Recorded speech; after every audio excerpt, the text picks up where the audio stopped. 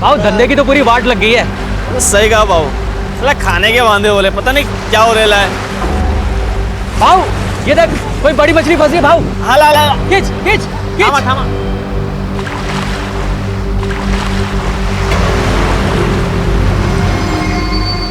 ये तो बॉक्स है।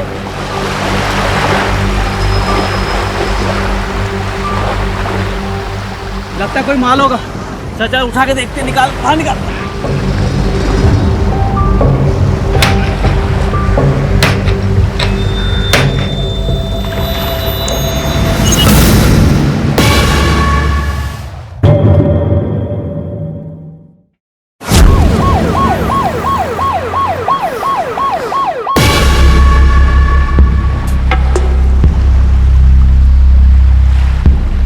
कहाँ मिला है तुम्हें?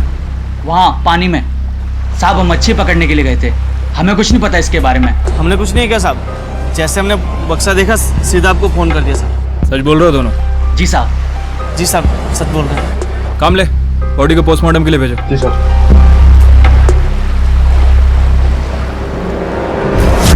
नमस्कार, आदाब। क्राइम पेट्रोल डायल 100 में आप सबका स्वागत है। कहते हैं कि बच्चे भगवान का रूप होते हैं। जो निर्मलता, सरलता और जो निश्चल भावना उनमें देखने को मिलती है, वो किसी में देखने को नहीं मिलती। बच्चे बड़ी मासूमियत के साथ मुस्कुराते हुए इस दुनिया की तरफ उम्मीद भरी नजरों से देखते हैं। उम्मीद कि इस दुनिया के लोग उनका ख्याल रखेंगे। लेकिन हम आए दिन बच्चों पर होने वाले जुर्म के बारे में सुनते रहते हैं। लेकिन कुछ लोगों के लिए बच्चों की मासूमियत, उनके बचपन का कोई मोल नहीं होता। क्या ये लोग इतने नीचे गिर चुके हैं कि इतनी छोटी सी बात नहीं समझ पाते कि बच्चों को अगर हमसे कुछ चाहिए तो वो है सिर्फ प्यार। मुंबई के बसई इलाके में मिला ये संदूक और उसमें मिली एक बच्ची की लाश किसी बड़ी अनहोनी की तरफ इशारा कर रही थी। आखिर इस बच्ची को किसने और क्यों मारा था? सर, बच्ची की पोस्टमार्टम रिपोर्ट आ गई है।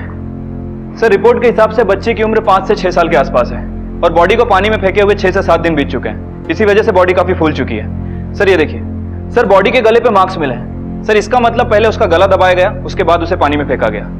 लेकिन सर चौंकाने वाली बात है कि बच्ची की मौत गला दबाने की वजह से नहीं हुई है, बल्कि पानी में डूबने की वजह से हुई। उस जगह के आसपास कोई क्लू मिला? नहीं सर, क्लू तो नहीं मिला, लेकिन हमने सैंपल के लिए वहाँ की मिट्टी ले ली है। और बच्ची के बारे में कोई खबर? कौन है, कहाँ से है, कुछ? नहीं सर, बच्ची की बॉडी पर जो स्कूल यूनिफॉर्म मिला है सर, मुझे नहीं लगता कि हम उससे कुछ आइडेंटिफाई कर पाएंगे, क्योंकि यूनिफॉर्म पूरी तरह से गल चुका है। ऐसा करो, स्केच आर्टिस्ट को बुलवाओ और उस बच्ची का स्केच तैयार करो। बॉडी पानी में पड़ी थी इसलिए चेहरा फूल गया होगा, इसलिए कंप्यूटर से उसको जितना क्लोजली मैच कर सकते हो करो। और उसके बाद फोटो को हर जगह सर्कुलेट कराओ। शायद किसी ने उसे देखा हो या फिर किसी पुलिस स्टेशन में कोई मिसिंग कंप्लेन हो। Okay sir.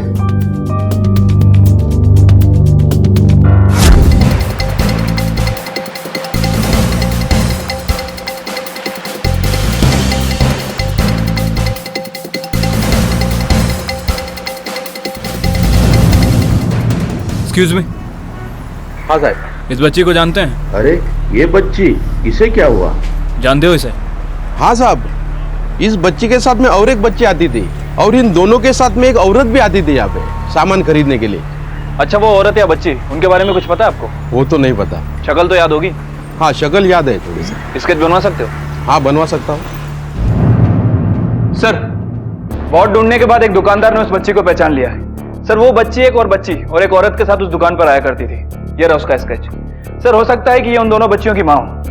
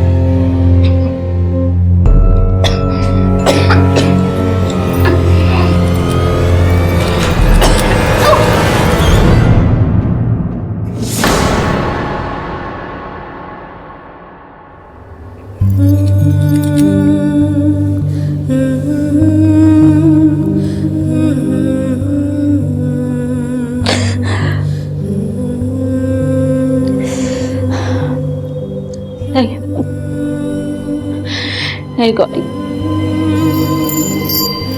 नहीं, रोना नहीं है।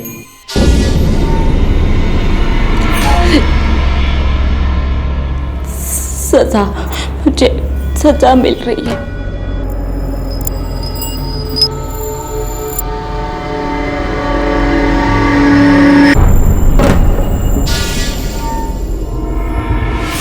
आखिरकार पुलिस की कड़ी मेहनत रंग लाई और उन्होंने बहुत जल्द इस केस का पहला सुराग ढूंढ निकाला। आखिर ये औरत कौन थी? इस बच्ची का उससे क्या संबंध था? क्या वो इस बच्ची की मां थी?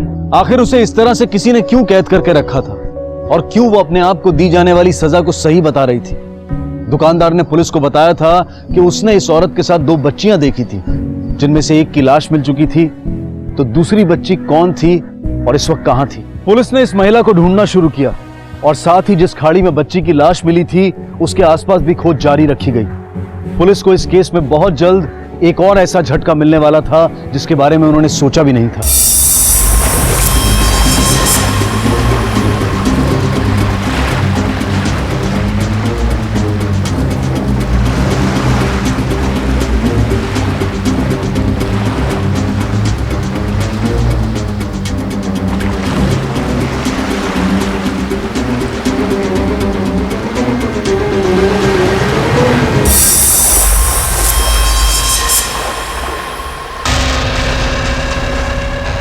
ताला तोड़ो।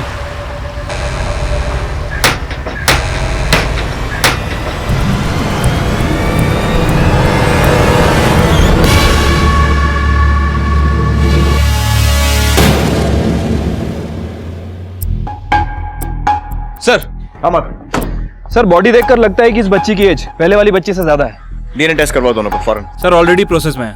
सर इस बच्ची का भी पहले गला दबाया गया, उसके बाद इसे पानी में फेंका गया। ये हैवान है कौन जो इन छोटी बच्चियों की जान के पीछे पड़ा हुआ है? सर इन दोनों घटनाओं में एक चीज कॉमन है, स्कूल यूनिफॉर्म। सर पहले वाली बच्ची ने जो यूनिफॉर्म पहनी थी उससे हमें कुछ हासिल नहीं हुआ, लेकिन इस बच्ची की यूनिफॉर्म को देखकर काफी हद तक ये लगता है कि ये बीके पब्लिक स्कूल की यूनिफॉर्म है। स्कूल में पूछताछ करो। उस औरत की तलाश तेज करो। गोताखोरों से कहो कि वो पानी में अच्छे से तलाशी लें, कहीं वो पानी में ही ना हो सकता है कि इस औरत ने अपनी दोनों बच्चियों को मारा हो और फिर सुसाइड कर लिया हो। Okay sir.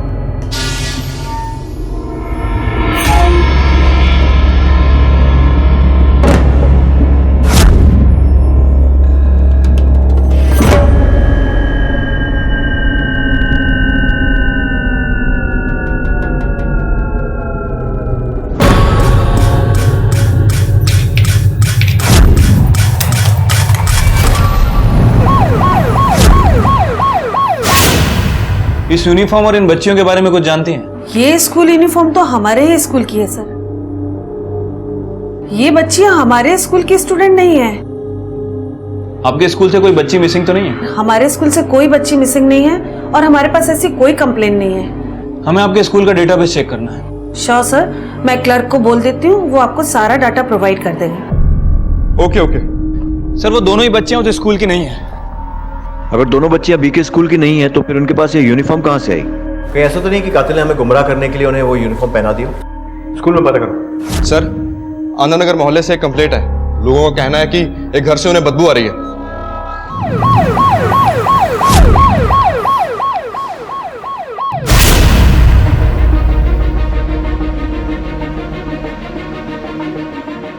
यही है वो घर साहब जिसमें बदबू आ रही है।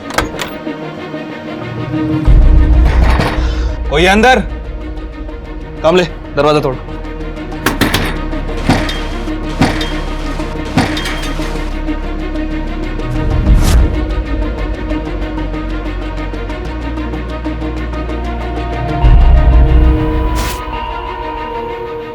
कामले, बॉडी को पोस्टमार्टम के लिए भेजो। जी सर। जिसकी लाश अंदर मिली उसका क्या नाम है? सर इसका नाम शक्ति साहब है, करीब 1 साल से यहाँ पर रह रहा था साहब। हाँ साहब, कब से बदबू आ रही है? कल भी बदबू आ रही थी, लेकिन कल इतनी नहीं आ रही थी साहब। इस आदमी को देखकर लगता है कि कुछ दिन पहले इसकी शादी हुई थी। कुछ पता है इसके बारे में? हाँ साहब, लेकिन सब कुछ चुपचाप हुआ था, हमें नहीं बुलाया था साहब। इसके परिवार वाले भी खुश नहीं थे। इसकी फैमिली इसके खिलाफ क्यों थी? वो इसकी बीवी बहुत उम्र में बड़ी थी ना साहब, इसलिए कुछ ठीक नहीं था साहब। ठीक है सर, यही कोई 22-23 साल का लड़का होगा। उसकी बॉडी और घर की हालत देखकर तो यही लगता है कि उसकी मौत सुहागरात के अगले ही दिन हो गई थी। सर आसपास पूछताछ की, लेकिन किसी को नहीं पता कि उसकी बीवी कौन है। लेकिन सर अरुण नाम के आदमी ने उसे आइडेंटिफाई किया है। मैं सर लेकर आया हूँ स्केच बनवाने के लिए। मात्र जब तक पोस्टमार्टम रिपोर्ट सामने नहीं आती पूरी बातें क्लियर नहीं होंगी, पर मुझे ऐसा लग रहा है कि ये सब इस शख्स की शादी से रिलेटेड है, स्पेशली जबकि हम ये जानते हैं कि इसकी बीवी उम्र में इससे बड़ी थी। Sir sketch.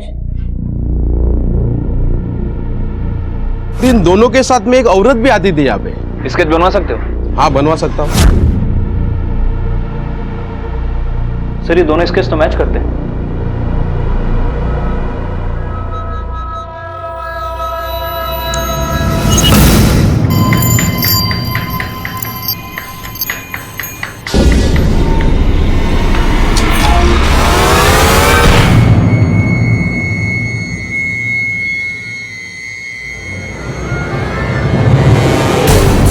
मुझे मालूम है कि उसी ने उसे खिला पिलाकर अपने वश में कर लिया था, इसीलिए मेरा बेटा शक्ति हमारी बात ही नहीं सुनता था।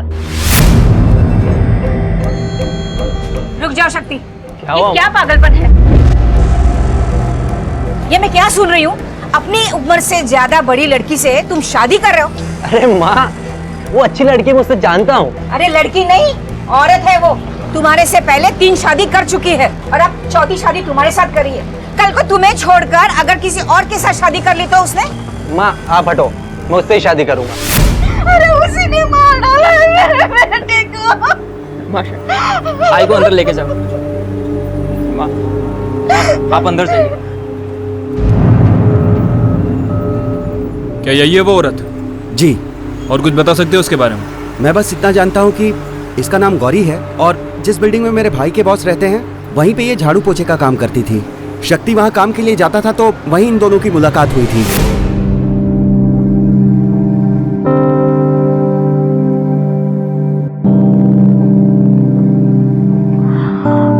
क्या कर रहे हो यहाँ? कोई देख लेगा। अच्छा, तुम्हारी बदमाशियाँ ना दिन ब दिन बढ़ती जा रही है। जाओ। बदमाशियाँ नहीं, ये प्यार है और थोड़े दिन के बाद तुम मिसेस शक्ति बन जाओगी। मैंने तो उसे उसी वक्त काम से निकाल दिया था सर। अरे मुश्किल से 4-5 बार ही आया होगा शक्ति हमारे घर पर, लेकिन उस औरत ने उसे अपने माया जाल में फंसा लिया। अरे इतना सब होने के बावजूद मैं उसे कैसे रखती काम पर? आखिर मेरी भी 2 बेटियां हैं, क्या असर पड़ता उन पर? ठीक है, गौरी के डॉक्यूमेंट्स दे दीजिए। मेरे पास तो कोई डॉक्यूमेंट्स नहीं है सर। क्यों? आपने उसका पुलिस वेरिफिकेशन नहीं करवाया? नहीं सर, मैंने तो कभी इसकी जरूरत ही नहीं समझी। मुझे एक मेड चाहिए थी और उसी काम। इस तरह प्रोटेक्ट करेंगे अपनी बच्चियों का? 1000 बार कहा है कि कोई भी वर्कर को रखने से पहले उसका पुलिस वेरिफिकेशन कराना चाहिए। हम अपनी ड्यूटी कर रहे हैं, एटलीस्ट आप भी तो करिए। Sorry sir. खैर, कभी कुछ बताया गौरी ने अपने बारे में? हाँ सर, बताया था। उसकी 2 बेटियां हैं, मैंने अपनी बेटियों के कपड़े दिए थे उसे। कहाँ पढ़ती हैं आपकी बेटियां? BK public school. सर हमारा अंदाजा सही था, वो स्कूल यूनिफॉर्म मिसेस वर्मा की बेटियों की थी और सर गौरी उन दोनों बच्चियों की मां है। लेकिन वो दोनों बच्चियां मरी कैसे और गौरी इस वक्त कहाँ है? सर इस सवाल का जवाब शक्ति और गौरी के कॉल रिकॉर्ड दे सकते हैं। ऐसा क्या कॉल रिकॉर्ड में? सर ये देखिए, शक्ति गौरी के टच में था और सर ये देखिए, गौरी लगातार किसी उद्भव से बात कर रही है। मात्र हो सकता है कि ये उद्भव गौरी का पहला पति हो, उन 2 बच्चियों का बाप। उस उद्भव की कुंडली निकालो। Okay sir.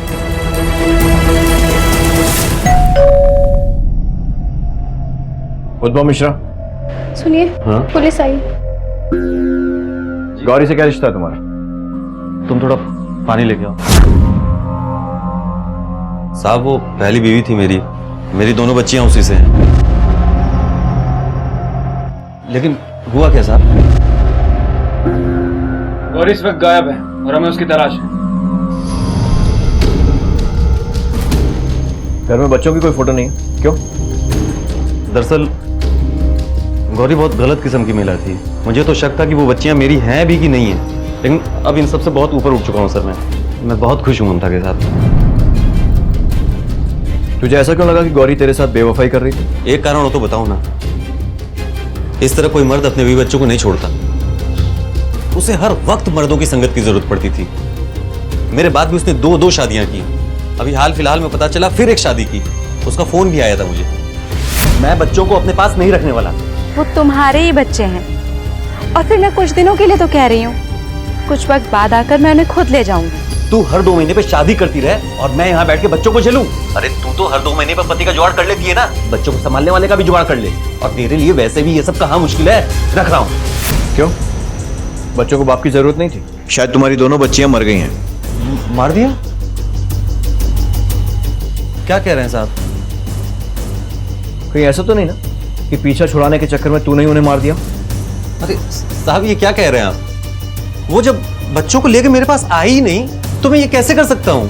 तो क्या कर सकता है और क्या नहीं कर सकता ये तो हम पता लगा लेंगे, लेकिन अगर हमें पता चला ना कि तूने हमसे झूठ बोला है तो हम क्या क्या कर सकते हैं ये सोच लेना। शक्ति से पहले किन 2 लोगों से शादी की थी उसने? ये नहीं पता साहब। हाँ उसकी माँ को पता होगा। उसकी माँ का एड्रेस दे। ये नहीं हो सकता। हे भगवान, क्या हो गया मेरी बच्ची के साथ? मेरी बच्ची बहुत अच्छी थी, लेकिन जिसने उसे प्यार किया सबके सब निकम्मे निकले सर। ऐसा क्या किया उन लोगों ने? साहब उसका पहला पति उद्धव उस पर बहुत शक करता था, उसकी जिंदगी हराम कर दी। फिर उसका दूसरा पति अश्विन, वो तो पागल था। और उसका तीसरा पति वीरू, वो तो बहुत ही घटिया किस्म का इंसान था। पता नहीं कितनी औरतों से संबंध रखे थे, इसलिए मेरी बेटी ने उसको छोड़ दिया। बहुत अच्छी थी मेरी बेटी, मेरा और अपने भाई का बहुत ख्याल रखती थी। आपकी बेटी ने आपको 7-8 दिन से कॉल नहीं किया तो आपको शक नहीं हुआ? मुझे लगा नई नई शादी हुई है तो दोनों कहीं घूमने गए होंगे, इसलिए मैंने फोन नहीं किया। आपका बेटा गौरी का भाई कहाँ है इस वक्त? वो काम पर है साहब। अभी थोड़े दिन पहले ही उसकी नौकरी लगी है पुणे में, वहीं पे रहता है। शनिवार को आता है। गौरी के पिछले पतियों का एड्रेस दे सकती हैं? जी। पुलिस की तहकीकात में गौरी के 2 रूप सामने आए, जहां एक तरफ लोगों का कहना था कि गौरी एक चरित्रहीन महिला है जो अक्सर अपने जीवन साथी बदलती रहती है, तो वहीं दूसरी तरफ गौरी की मां के हिसाब से गौरी बिल्कुल बेकसूर है, एक सीधी सादी औरत है जिसे अपनी जिंदगी में एक सच्चे प्यार की तलाश है। बहरहाल पुलिस की प्राइम सस्पेक्ट्स की लिस्ट में गौरी के पहले के 2 पति थे, लेकिन क्या वाकई में गौरी के दोनों बच्चों को उनमें से ही किसी ने मारा था?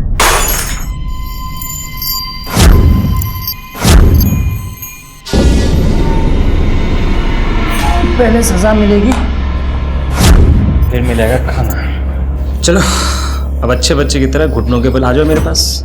और हाँ, शीशे पर से आना है, तभी तो खाना मिलेगा ना। आजा आजा।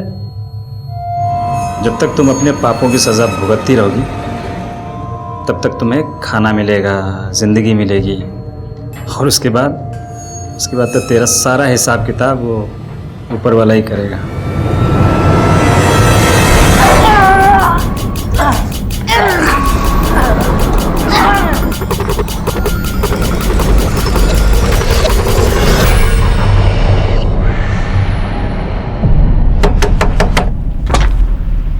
अश्विन तो ही है? अंदर आ सकता हूँ, कुछ बात करनी है। वारंट है आपके पास? फिलहाल तो नहीं है, लेकिन एक बात बता, गौरी और उसके बच्चे कहाँ हैं? कुछ पता है उनके बारे में? मेरा उससे 1 साल से कोई भी लेना देना नहीं है। झूठ तो नहीं बोल रहा ना? बिल्कुल झूठ नहीं बोल रहा हूँ मैं। 2 दिन पहले कहाँ था तू? घर पे ही था। ठीक है।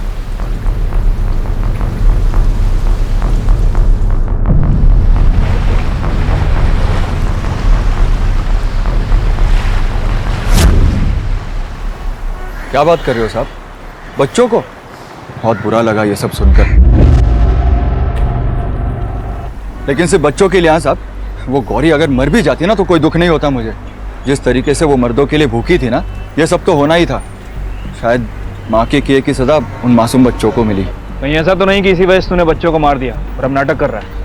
मैं तो उससे छुटकारा पाकर खुश था, और शायद मैं ऐसा पहला पति हूँ दुनिया में कि जो अपनी पत्नी की दूसरी शादी कराकर खुश है।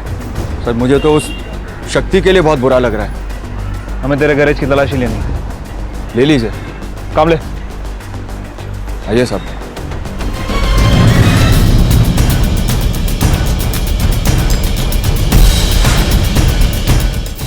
सर वीरू के गैरेज की छानबीन की है लेकिन कुछ हाथ नहीं लगा। सर फिर भी मैंने उसके कॉल रिकॉर्ड्स मंगवा लिए। और अश्विन? सर अश्विन के बारे में पूछताछ की है, वो थोड़ा अजीब है। अंदर आ सकता हूँ, कुछ बात करनी है। वारंट है आपके पास? उसके घर का सर्च वारंट निकलवाओ और सारे राज खोद डालो। Okay sir. सर हमारे 2 कांस्टेबल ऑलरेडी तैनात हैं, उम्मीद है जल्दी कुछ हाथ लगे। गुड।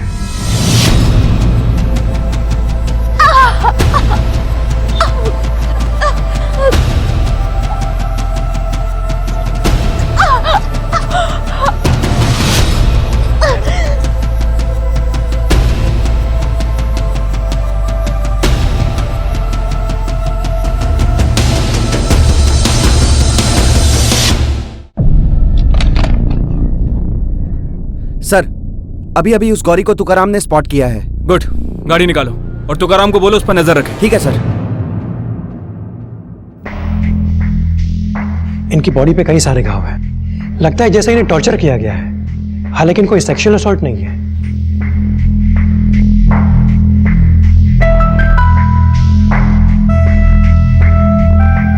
देखिए हम लोग आपकी मदद करने आए। अब तक कहाँ थी आप? मेरा अपहरण हुआ था। कब हुआ था और किसने किया था? कहाँ लेके जा रहे हो? यहाँ कहाँ है मेरे बच्चे? चलना, बच्चे दिखाता हूं। अरे वो थोड़ा गुस्से में था क्योंकि मैंने अपने बच्चों को अपने मायके में छोड़ा हुआ था। माँ मैं जल्दी आ जाऊंगी इन्हें लेने। हम आपका इंतजार करेंगे माँ। हाँ बेटा मैं बहुत जल्दी आ जाऊंगी। बेटा तुम दोनों अंदर जाओ, अपनी बहन को भी कर। गौरी, प्रमोद गुस्सा करेगा। तुम्हारी तीसरी शादी से भी वो काफी नाराज था। क्या सोच करके तुमने अपने से 7-8 साल छोटे आदमी से शादी कर रही हो? माँ मेरे पास और क्या रास्ता है, और मैं सबका ख्याल रख रही हूँ ना। मेरी भी तो कुछ जरूरतें हैं और मैं बहुत दिन के लिए इनको यहाँ नहीं छोड़ूंगी। बहुत जल्दी आकर इन दोनों को ले जाऊंगी। प्रमोद को तो ये बात समझनी चाहिए, मैंने उसका कितना साथ दिया है, आज उसे मेरा साथ देना चाहिए ना माँ। मेरे बच्चे कहाँ हैं?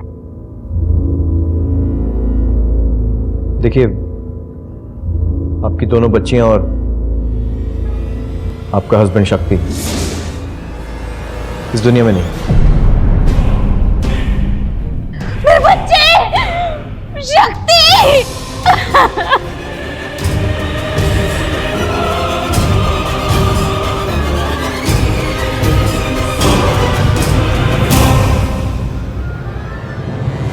सर बच्चों की मौत की खबर सुनकर गौरी पूरी तरह से टूट चुकी है। पर मात्र अभी कुछ भी कह पाना बहुत मुश्किल है। पहले उस जगह की छानबीन करो जहां गौरी को किडनैप करके रखा गया। पता करो कि वो सचमुच वहां थी भी या नहीं, और हाँ तो उसके साथ साथ और कौन था। अगर प्रमोद ने गौरी को किडनैप किया था तो फिर दोनों बच्चियों को किसने मारा? सर हो सकता है कि गौरी झूठ बोल रही है। पर क्या एक भाई ऐसा कर सकता है? उसके भाई की पूरी रिपोर्ट्स निकालो, उसके कॉल रिकॉर्ड्स, वो कब बात करता है, किससे बात करता है, किससे मिलता है, हर छोटी से छोटी डिटेल भी हमारे लिए इंपॉर्टेंट है। Okay sir.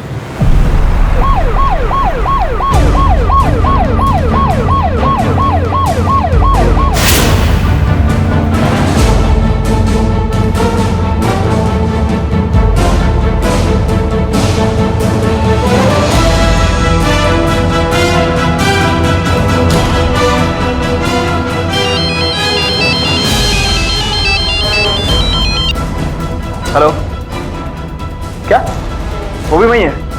ठीक है नजर रखो, हम पहुंच रहे हैं। ओके सामने।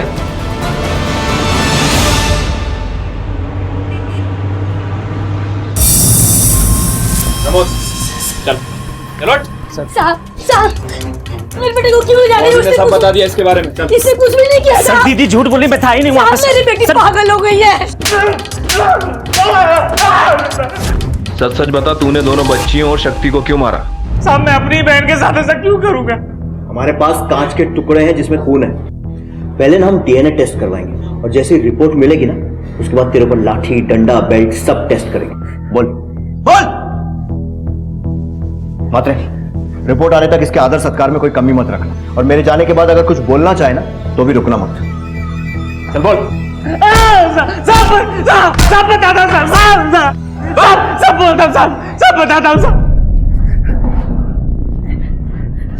मैं अपनी बहन के साथ उसे बदला लेना चाहता था। उसे सबक सिखाना चाहता था और शक्ति से शादी करके तो उसने हद ही पार कर दी थी। कितना छोटा था वो, क्यों वो बार बार शादी करती थी और अपने बच्चों को हम पे छोड़ के चली जाती थी, क्यों? इसीलिए तूने अपनी बहन को किडनैप किया और उसके बच्चों को मार दिया? हाँ, मैंने नहीं मारा है सर। कब मारा बच्चों को? किडनैप करने से पहले या उसके बाद में? बोल। मैं क्यों मारूंगा साहब? मेरे भी कुछ लगते थे वो, और गौरी के गलतियों में उनका क्या दोष था? गौरी को उठाने से पहले मैं उनको उसके बाप के घर छोड़ के आया था। साहब मैं नाराज तो अपनी बहन से था, मारना तो मुझे उसे चाहिए था, पर मैंने उसे मारा नहीं, सिर्फ सजा दी। तो मैं उन बच्चियों को कैसे मार सकता हूँ भला? आप लोग यहाँ पे इंतजार करो, पापा भी आते ही होंगे, ठीक है? पापा कब आएंगे? बेटा जल्दी आ जाएंगे, आप लोग यहीं पे बैठना, कहीं जाना मत, नहीं तो पापा ढूंढेंगे कैसे, ठीक है? मामा, माँ कब आएगी? वो भी जल्दी ही आ जाएंगे, मैं भेज दूंगा उनको, ठीक है? लेकिन आप लोग यहीं पे इंतजार करना, कहीं जाना मत। हाँ, तुम बैठ जाओ, पापा आते होंगे और माँ भी आ जाएगी। विश्वास करो साहब, सच में मैंने कुछ नहीं किया।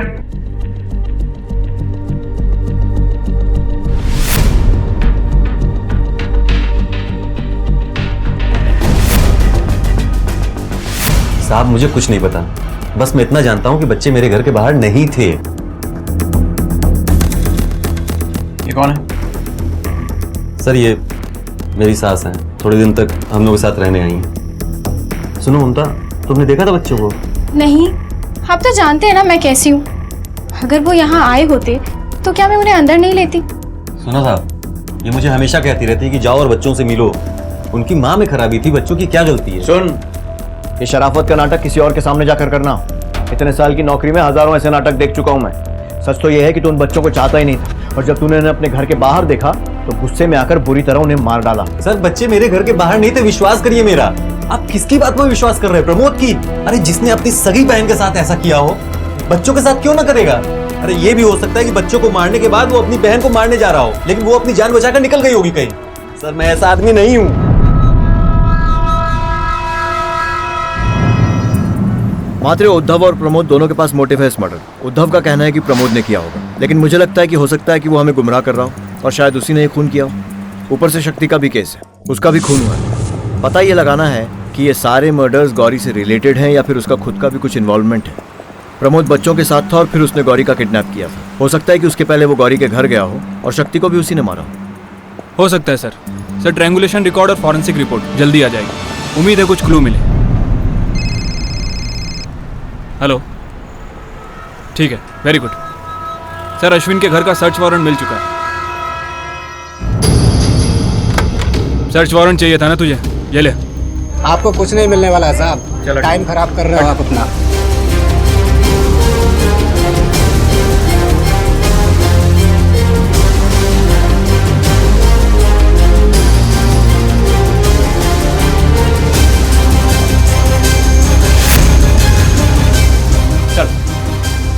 चल। लेकिन मेरी बात तो सुना, आप ऐसे कैसे ले जा सकते हो मुझे? साहब मैंने कुछ नहीं किया, मेरी बात का भरोसा करो। किसी से प्यार करना कोई गुनाह है क्या? सुने मजनू, तो बच्चियां मरी हैं। हाँ, तेरी लव स्टोरी के लिए टाइम नहीं है हमारे पास। साहब जितना मारना है मार लो, लेकिन फिर भी मैं यही कहूंगा कि मैंने कुछ नहीं किया है। मैंने तो सिर्फ प्यार किया है साहब।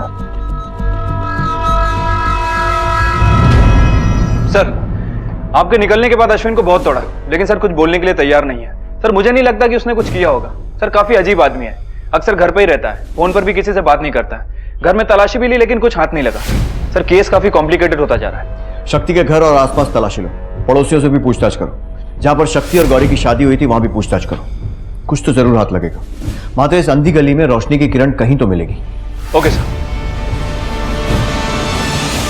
जैसे जैसे पुलिस की तहकीकात आगे बढ़ती जा रही थी, वैसे वैसे नए एंगल्स के साथ ये केस और ज्यादा उलझता जा रहा था। दो बच्चियां, एक औरत जिसे सच्चे प्यार की तलाश थी, और उस औरत के 4 पति। क्या पुलिस जिस शक की बिना पर आगे बढ़ रही थी वही इन बच्चों की हत्या का कारण थे? किसी के भी फोन रिकॉर्ड से पुलिस के हाथ कुछ नहीं लगा था। क्या हत्यारा इतना चालाक था कि पुलिस की हर चाल से पहले बाजी को मात में बदल दे? मेरे बेटे को निकल जाने के बाद भी तूने इस घर में आने की हिम्मत कैसे की? चल निकल जा इस घर से। अरे हालत तो देखिए उसकी। अरे मेरे बेटे को उसने मार डाला है। अरे तो तमीज से तो बात कर सकती है ना। अरे खूनी है वो। ए, तुझ पे बताओ क्या और नहीं तो क्या बेटे को मारेगा? मेरे बेटे को उसने मारा है। समझता है अपने आप को? क्या समझता है? चुप बैठ। बताता हूँ क्या मेरे बेटे को उसने मारा है। सर शुरुआत इसने की थी, मैं बता रहा हूँ। जरूरी नहीं है खत्म तू करे, चुपचाप खड़ा रहे, समझा? आप लोग बाहर आइए, कुछ बात करनी है। आइए।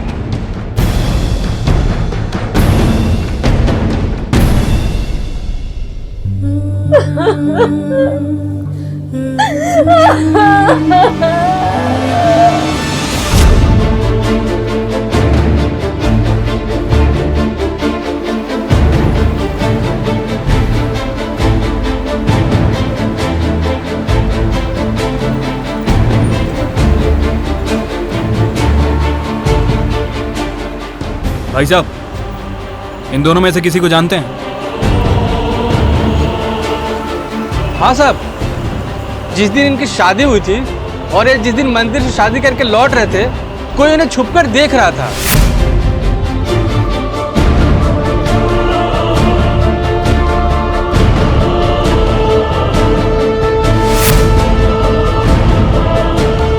कौन देख रहा था, कुछ बता सकते हैं उसके बारे में?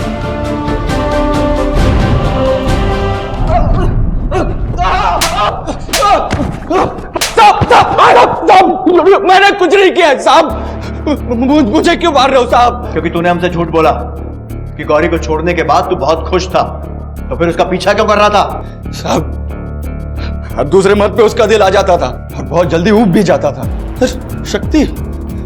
शक्ति पे दिल आ गया उसका, अपने से उम्र में इतने छोटे लड़के पर। अब मुझे गौरी नहीं चाहिए थी साहब, बिल्कुल नहीं, लेकिन मुझे उस शक्ति से नफरत हो गई थी साहब। वो ऐसी एहसान फरामोश औरत से प्यार कैसे कर सकता है? बस इसीलिए मैंने नजर रखना शुरू कर दिया।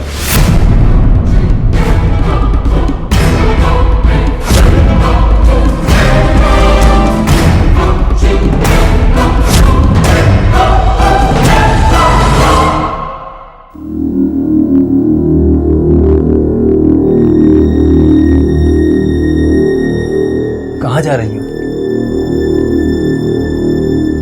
बस आ रही, बच्चों को लेने जा रही थी। मैं बच्चों के बिना नहीं रह सकती। मुझे पता है, मैंने कहा था कि आज सिर्फ तुम और मैं होंगे। हाँ, नाराज हो रही होगी और प्रमोद भी। मैं ले आऊं दोनों को? आप भी गुस्सा हो गए ना? अरे नहीं, वो बात नहीं है, ठीक है? मैं तुम पर गुस्सा क्यों होऊंगा? तुम जाओ और बच्चों को अपने साथ लेकर आओ, ठीक है? सब उनसे परेशान हो जाते हैं ना, इसलिए। मैं उन लोगों में से नहीं हूँ, वो बच्चे मेरे भी हैं। चल चल।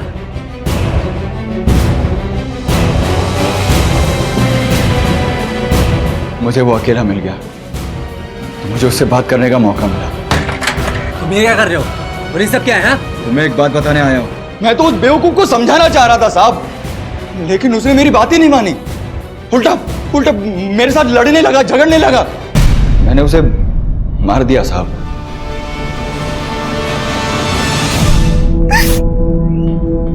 शक्ति वो अकेला ऐसा आदमी था जिसने मुझे सच में प्यार किया।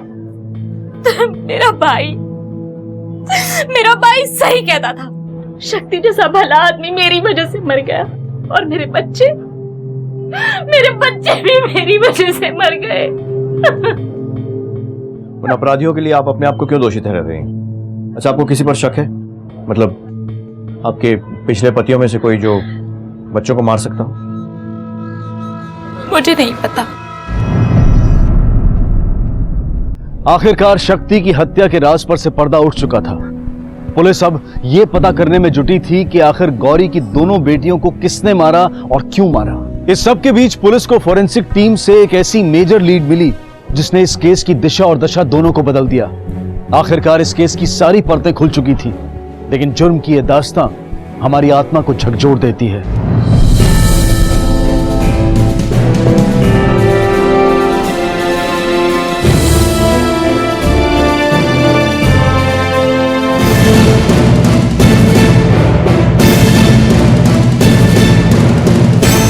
मात्र कोई तो झूठ बोल रहा है, शायद उद्भव। सर, बच्चे मेरे घर के बाहर नहीं थे, विश्वास करिए मेरा। अश्विन और प्रमोद के केस में भी कुछ ऐसा है जो हमारी नजर से छूट रहा है। सर ऐसा भी तो हो सकता है कि दोनों बच्चियों को किसी ने अकेला देखा हो और फिर किडनैप करने की कोशिश की हो, और जब मामला हाथ से निकल गया हो तो मार दिया हो।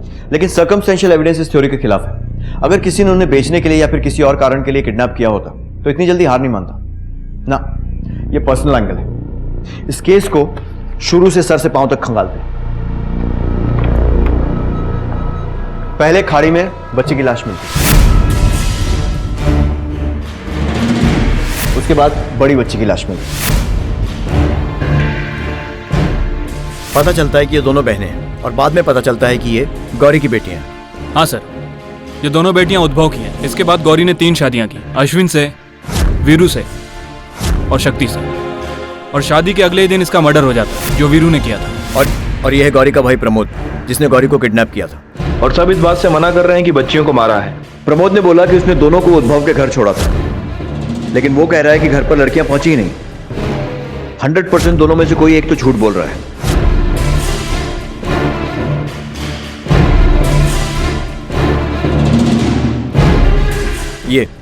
ये रेत का सैंपल जो हमें खाड़ी के पास मिला। सर हमने इस एंगल पे भी काम किया, मुझे नहीं लगता कि कुछ हाथ लगेगा। मात्र मुश्किल है लेकिन नामुमकिन नहीं है। ये देखो, जिस जगह पर ये लाशें मिली हैं वहां मिट्टी के साथ साथ रेत और नमक भी है, और पास में नमक का खेत भी है। ऐसा करो, जितने सस्पेक्ट्स हैं उनके घर की तलाशी लो और उनके फुटवेयर को फॉरेंसिक भिजवाओ, देखते हैं क्या मिलता है। हो सकता है ये अंधेरे में तीर चलाने जैसा हो, लेकिन क्या पता इस बार किस्मत हमारा साथ दे जाए। Right sir.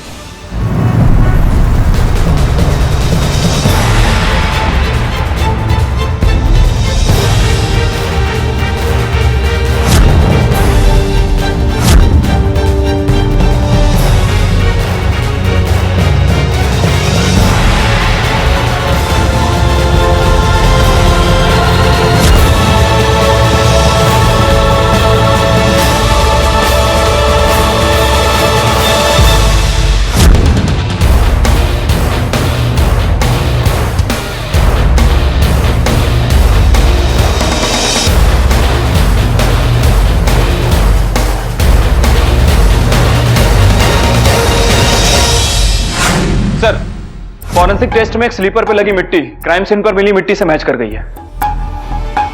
कौन है वो?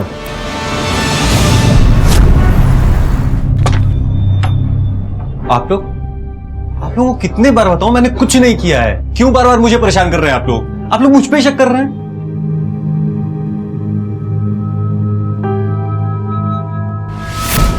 हमारे पास पक्का सबूत है कि ये सब तुमने ही किया है। अब डायरेक्ट पॉइंट पर आकर हमारा टाइम और अपनी सेहत दोनों बचा सकती हो। तुम्हारी चप्पल पे लगी मिट्टी लाश के पास मिली मिट्टी से मैच करती है। तो अब सीधी तरह ये बता दो कि इसमें और कौन शामिल था तुम्हारे साथ? बोलो। मेरी माँ। तुम दोनों यहाँ क्या कर रही हो? प्रमोद मामा में छोड़कर गए।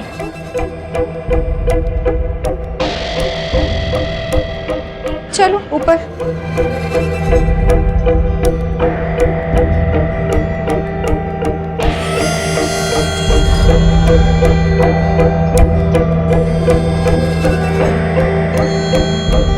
मैं बोल रही हूँ तू फंस गई है इन दोनों में। अरे उसने तो जवान लौंडे से शादी कर ली है, और तुझे क्या लगता है हाँ इन लोगों को अपने साथ रखेगी? अब आदत डाल ले इन लोग का। नहीं माँ, मैं इन दोनों से छुटकारा पाना चाहता हूँ।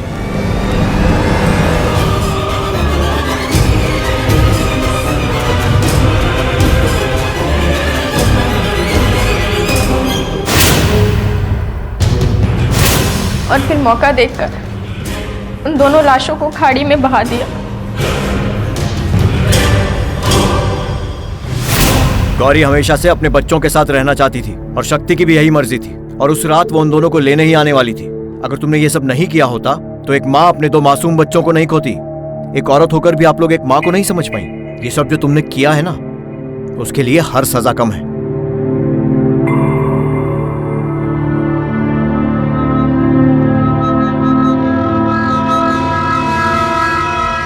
किसी और की घटिया और विकृत सोच की वजह से 2 मासूम बच्चियों को अपनी जान से हाथ गंवाना पड़ा। आखिर इन बच्चियों की क्या गलती थी? आखिर गौरी ने ऐसा क्या गलत किया था कि वो सबकी नजरों में इतनी गिरी हुई और पच्चलन बन चुकी थी? क्या हमें अपने सच्चे प्यार की तलाश करने का हक नहीं है?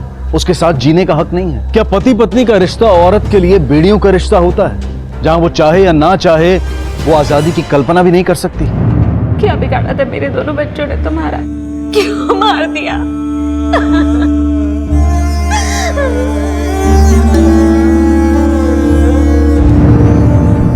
हर रिश्ते की शुरुआत होती है प्यार, विश्वास और बराबरी के साथ। अगर इनमें से किसी भी चीज की कमी रह जाए उस रिश्ते में, तो उस रिश्ते की बुनियाद ही हिल जाती है। देखते हैं हमारे आज के एपिसोड की दूसरी कहानी। माँ मैं जा रहा हूँ, लेट हो रहा है। रुक बेटा रुक, देख रोटी हो गई है, सब्जी होने वाली है, थोड़ी देर का सवाल है, तू टिफिन लेके जा। अरे टाइम ही तो नहीं है माँ, वो ना मुझे क्लासेस के लिए लेट हो रहा है। अच्छा भैया, हाँ क्लासेस के लिए इतना एक्साइटमेंट, कुछ तो गड़बड़ है। कोई गड़बड़ नहीं है पागल बिल्ली, वो ना मुझे एक असाइनमेंट मिला है, अगर पूरा हो गया ना तो तेरा भाई सुपरस्टार। भैया शाहरुख खान जैसा सी फेसिंग फ्लैट अपना भी होगा। बंगलो बोल बंगलो। अम्मा कहती है ना कि घर में छत और आंगन दोनों होना चाहिए, तो वो दोनों दूंगा अम्मा को। पगली। और हमारे घर में ना नौकरों की इतनी फौज होगी कि अम्मा को काम करने की जरूरत ही नहीं पड़ेगी। अरे सुन, डब्बा तो लेते जा। Best of luck.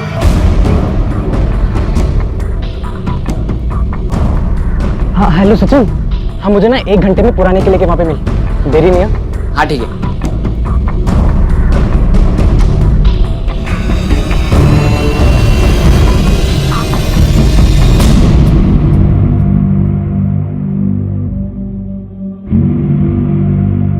अंजी, कितने जा रही है सवारी? पापा जी वो कोचिंग क्लासेस जा रहे हैं। भैया जी, आजकल बड़ी पढ़ाइयाँ हो रही हैं। बेटा जी लेकिन आज सैटरडे है, आज कोचिंग क्लास बंद रहती है। हम अगर वो एक स्पेशल असाइनमेंट है तो उसके लिए एक्स्ट्रा क्लासेस है, तो जाना। और ये एक्स्ट्रा क्लासेस तुम्हारी जरूर रोहन पांडे सर ले रहे होंगे, हैं? सालों से समझा रहा हूं तुझे, उस नालायक का साथ छोड़ दे, पर तूने कसम खा रखी है। अव्वल तो बाप की बात सुननी नहीं है, और एक कान में अगर चली भी गई बात तो दूसरे कान से निकाल देनी है तूने। पापा जी मैं सच बोल रहा हूँ, आप चाहो तो क्लास आकर देख सकते हो मेरे साथ। जब देखो मुंडे दे पीछे पड़े रहते हो। कितनी बार बोला कि जाते वक्त पीछे से टोका नहीं करते, आप शगुन होता है, पर मेरी बात कितने पड़ती है आपके कानों में? जा मन लगा के पढ़ना, जा। हमारी यही चीजें इसको बिगाड़ के रख देंगी, भारी पड़ेगा एक दिन, देखना तुम।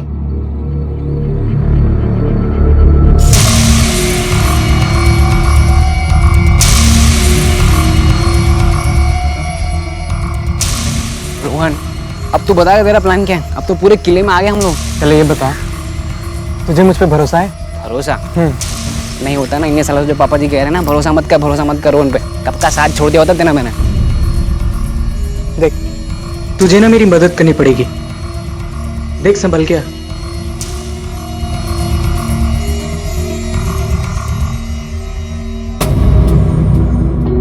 यार आए क्यों नहीं अभी तक?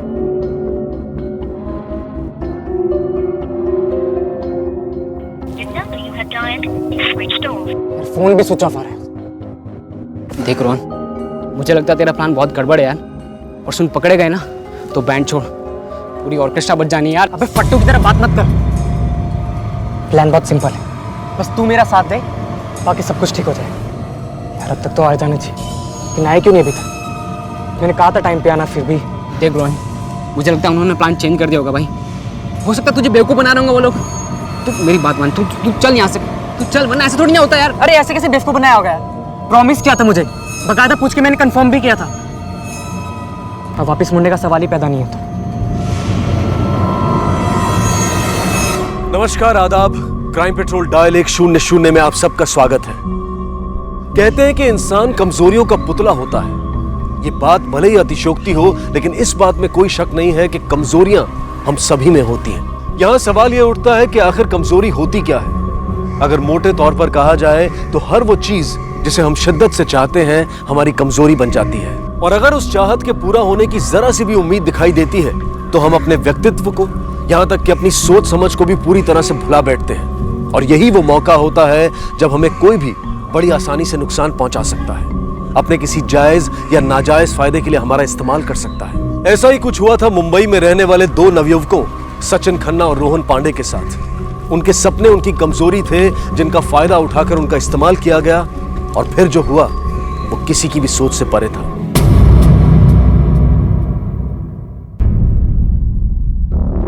सुबह से घर से निकला है साहब, रोज तो रात को 8 बजे तक वापस आता है। आज रात को 2 बच्चों के हैं साहब, कोई अता पता नहीं, और फोन भी स्विच ऑफ आ रहा है। आपके कहने का मतलब है कि आपका बेटा सचिन और इनका बेटा रोहन दोनों साथ में हैं? मुझे तो यही लगता है सर जी, वो 24 घंटे चिपका रहता है जी मेरे बेटे के साथ। इनके मुंडे ने बिगाड़ के रख दिया जी मेरे पुत्र को। साहब सुबह तो रोहन भी कोचिंग क्लास का ही कह के गया था, पर अभी तक नहीं लौटा। साहब मुझे दोनों बच्चों की बहुत फिक्र हो रही है, कहीं किसी मुसीबत में ना फंस गए हो। आप एक काम कीजिए, अपने बच्चों के करीबी दोस्तों का फोन नंबर और एड्रेस और अपने बच्चों की फोटोग्राफ्स वो हमें दीजिए।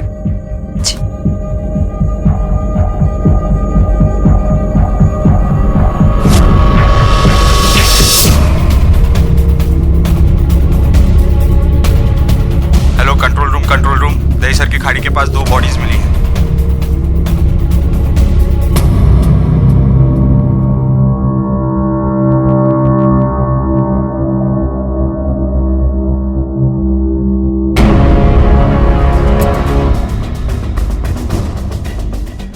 रोहन और सचिन कल क्लास आए थे? हाँ साहब आए थे। कुछ बता सकते हो सेंटर से कब निकले थे? साहब वो दोनों क्लास के आखिरी में निकले थे, क्योंकि 4 दिन से कोचिंग क्लास बंद थी।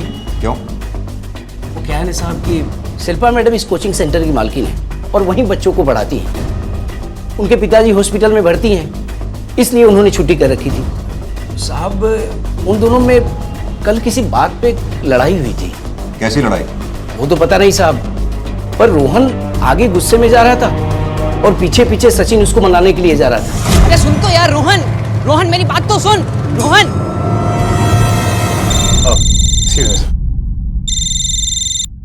हेलो, क्या? कहाँ?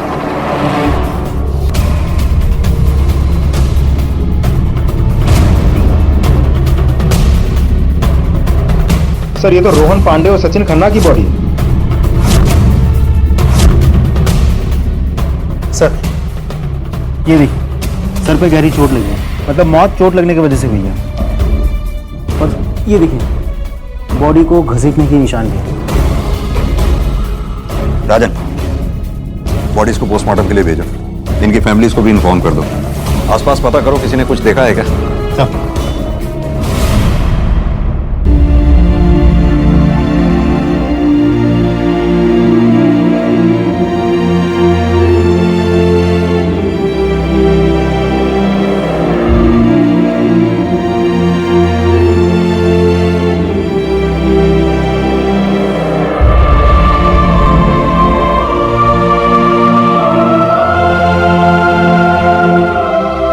बाप के कंधों पर अपने जवान बेटे की अर्थी का बोझ इस दुनिया का सबसे बड़ा बोझ होता है, और एक मां को उसकी औलाद की मौत की खबर मिलने से ज्यादा दर्दनाक और कुछ नहीं हो सकता।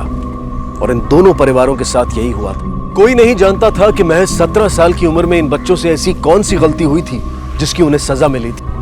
पुलिस उनके हर दोस्त, हर जानने वाले से पूछताछ कर चुकी थी, लेकिन कोई सिरा उनके हाथ नहीं लगा था, और ना ही कोई सुराग मिला था जिसके सहारे इस जांच को आगे बढ़ाया जा सके।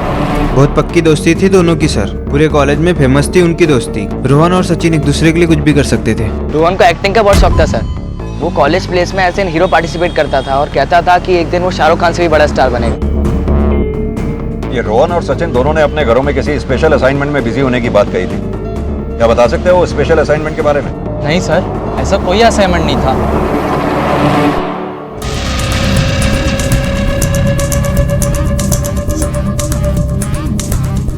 राजन, ये रोहन और सचिन आपस में इतने गहरे दोस्त थे कि आज तक किसी ने इन दोनों को आपस में झगड़ते हुए नहीं देखा। और उस दिन कोचिंग सेंटर में ऐसा क्या हुआ था जिस बात पर इन दोनों का आपस में झगड़ा हुआ?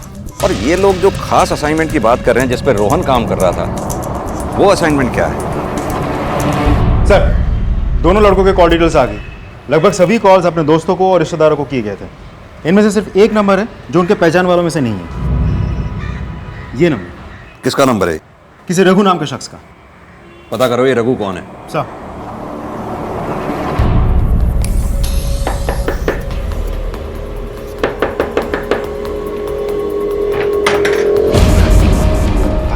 साहब। रघु यहीं रहता है क्या?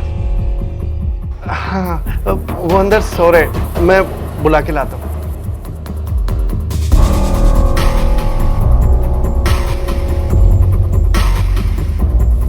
क्या हो, अभी तक नहीं आया? कुछ गड़बड़ तो नहीं?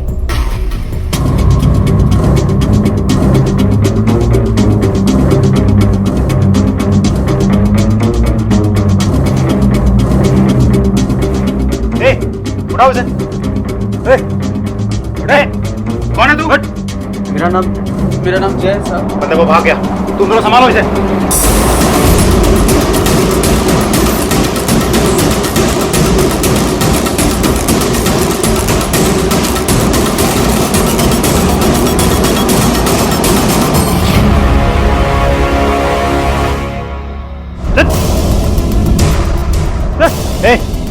रघु को कैसे जानता है? सब मैं और रघु सब साथ में रहते, सब किसी कुली में। वैसे हुआ क्या साहब? सब पता चल जाएगा, चलो इस अंदर चल। जी सर। हाँ राजन, उन दोनों लड़कों की मोबाइल के लास्ट लोकेशन की रिपोर्ट आ गई है। दोनों पिछले 2 दिनों से पुराना किला जा रहे थे और वो भी एक ही वक्त पर। हो सकता है वहाँ कुछ मिले। मैं रास्ते में ही हूँ, तुम भी वहाँ पहुँचो। और रघु का क्या हुआ? I am sorry sir, Raghu तो भाग निकला, लेकिन उसका एक साथी हमारे हाथ लगा है। बहुत जल्द वो भी पकड़ा जाएगा। ठीक है सर।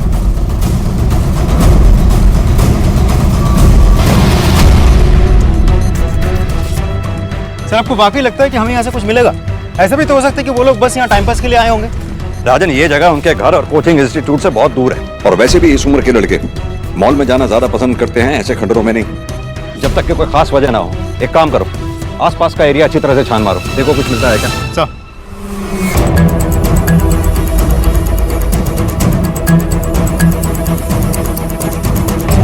सर, ये दुपट्टा, रस्सी, इन सब का क्या मतलब निकलता है? मतलब यही है कि इस केस में कोई लड़की भी शामिल है। राजन, ये मामला गुमशुदगी या मर्डर का नहीं, कुछ और ही है। और इस केस में हमें सिर्फ एक ही आदमी लीड दे सकता है, और वो है रघु। उसे जल्द से जल्द ढूंढो।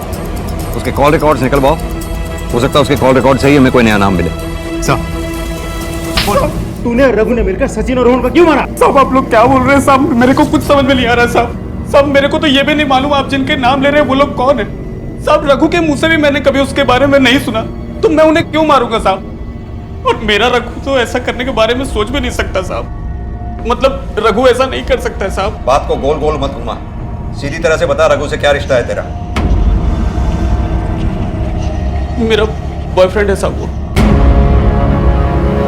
तुम दोनों काम क्या करते हो? साहब मैं ऑटो चलाता हूँ साहब, और रघु फ्यूचर प्लस कोचिंग में काम करता था। Future plus coaching? ये तो शिल्पा की है ना? पर पिछले गए हफ्ते उधर से जॉब छूट गई इसकी साहब, तो अभी 3 दिन पहले नई जगह काम पकड़ा उसने। राजन, ये रघु भी उसी कोचिंग सेंटर में काम करता था जहां रोहन और सचिन पढ़ा करते थे। रघु जॉब छूटने के बाद भी रोहन से रेगुलरली टच में था, क्यों? सर मैंने रघु के कॉल डिटेल्स चेक किए, उसके नंबर से सिर्फ रोहन और विशाल को ही कॉल्स किए जाते। उस नंबर से किसी तीसरे आदमी को ना कभी कॉल किया गया, ना कहीं से कॉल आया। ये विशाल कौन है? कोचिंग सेंटर की मालकिन शिल्पा का हस्बैंड। यानी कि उस कोचिंग सेंटर का इस मामले से कोई ना कोई कनेक्शन जरूर है। ये रघु भी काफी स्मार्ट लगता है। मुझे लगता है ये जो खिचड़ी पक रही थी, इसमें इस रघु का भी कोई इंपॉर्टेंट रोल रहा होगा, तभी वो इस सेपरेट नंबर को यूज किया करता था। राजन, इस विशाल से मिलते हैं, देखते हैं वो क्या कहता है। सर।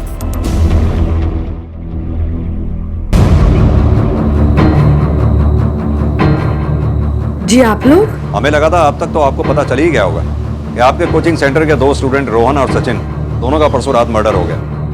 जी हाँ, मुझे पता चला। इसी सिलसिले में आपके हस्बैंड से बात करनी थी। अंदर आ सकते हैं? जी आइए। आप ही हैं मिस्टर विशाल? जी नहीं, मैं उनका छोटा भाई विक्रम। ये आपके हाथ पे चोट कैसे लगी? वो मैं बाथरूम में फिसल कर गिर गई। भैया, हमारे कोचिंग सेंटर के जिन 2 स्टूडेंट्स का मर्डर हुआ है, उनके बारे में इंक्वायरी करने आए हैं। जी हाँ, बताइए, how can I help you? Raghu को जानते हैं आप? जी हाँ बिल्कुल, हमारे असिस्टेंट था एडमिन डिपार्टमेंट में। कुछ दिन पहले ही हमने उसे निकाल दिया। और निकाले जाने के बाद भी वो रोज फोन पे आपसे बात किया करता था, जान सकता हूँ क्या? वो अपनी सैलरी के बारे में बात करता था, जो हमने रोक रखी थी।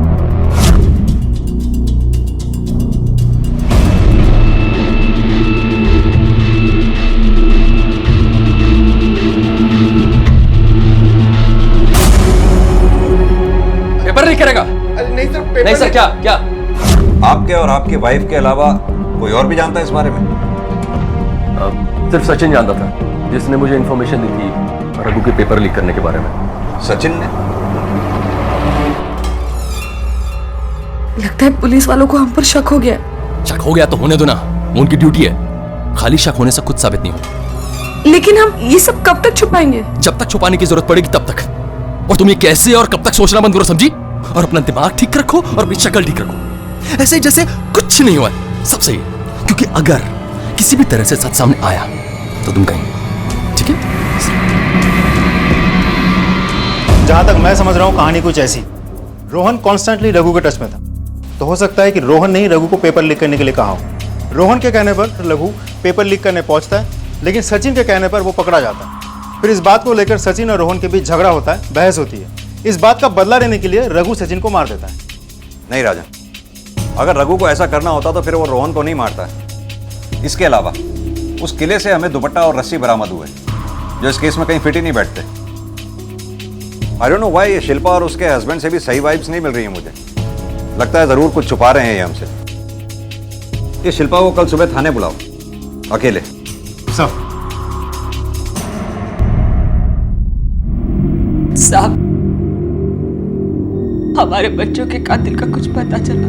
कुछ लोगों पे शक है हमें, लेकिन अभी पूरे यकीन के साथ अभी कुछ नहीं कह सकते हैं। हाँ, बहुत जल्द उस हत्यारे तक पहुंच जाएंगे और जैसे ही कुछ पता चलता है आपको इन्फॉर्म करेंगे। इस तरह आपको रोज रोज यहाँ आकर तकलीफ उठाने की जरूरत नहीं है। तकलीफ?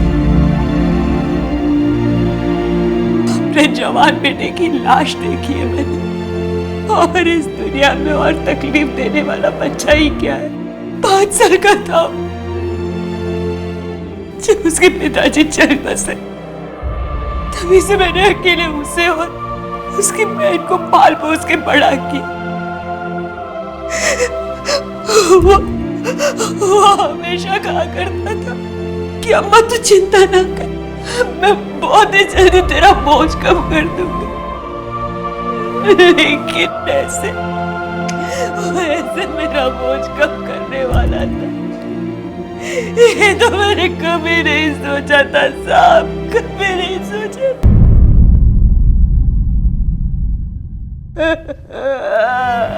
आपका दुख हम समझ सकते हैं, भरोसा रखिए हमारे ऊपर। इनफैक्ट सचिन के फादर भी आए थे, उनसे भी हमने यही कहा, दोनों बच्चों को इंसाफ जरूर मिलेगा।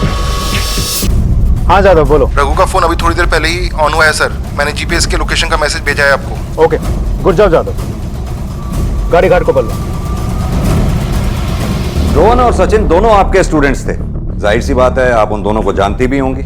कुछ बताएंगी उनके बारे में? मेरा मतलब उनका नेचर, उनकी आदतें वगैरह वगैरह। रोहन काफी शैतान था, क्लास में दूसरे स्टूडेंट्स के साथ प्रैंक किया करता था, हीरो बनना चाहता था शायद, इसलिए पढ़ाई में बिल्कुल भी इंटरेस्टेड नहीं था। लेकिन सचिन वो एकदम अपोजिट था, पढ़ाई में काफी अच्छा था, शांत था, शर्मीला था, लेकिन वो हमेशा रोहन के साथ रहता था। उनकी इसी दोस्ती के चलते वो रोहन के हर गलत काम में उसका साथ देता था। This is your last chance, okay? अगर दोबारा तुम लोगों ने शरारत करने की कोशिश की ना तो मुझे मजबूरन तुम्हारे पेरेंट्स को यहाँ पर बुलाना पड़ेगा। Got it? Yes ma'am. Sorry ma'am, leave. देखा, मैंने कहा था ना कि सिर्फ एक वार्निंग देके छोड़ देगी। तुमने देखा ना मेरा एक्टिंग, कैसे मैंने टीचर को बुद्धू बनाया। जिस दिन रोहन और सचिन का मर्डर हुआ उससे 4 दिन पहले आपकी कोचिंग एकेडमी बंद थी, क्यों? इस बीच आप कहां पर थे?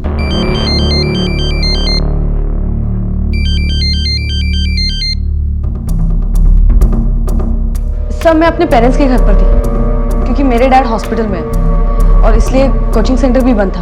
आप इतना नर्वस क्यों हो रही? जी नहीं, वो मैं पहली बार पुलिस स्टेशन आई हूँ ना, शायद इसलिए। ओ, मुझे लगा आप हमसे शायद कुछ छुपा रही हैं, इसलिए। लीजिए, पानी पीजिए।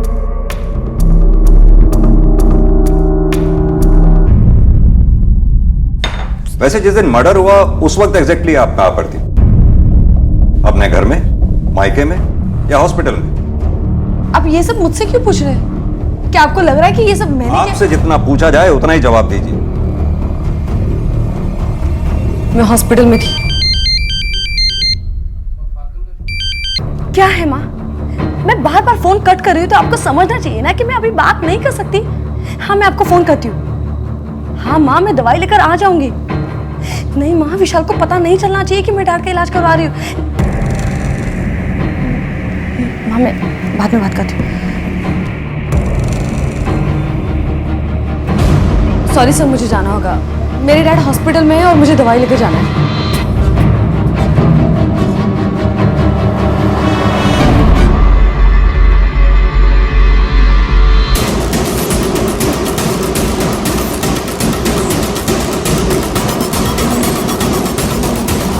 क्या रे रघु, बहुत इंतजार कर रहे हैं तूने अपने दरवाजे पे। हाँ चल चल।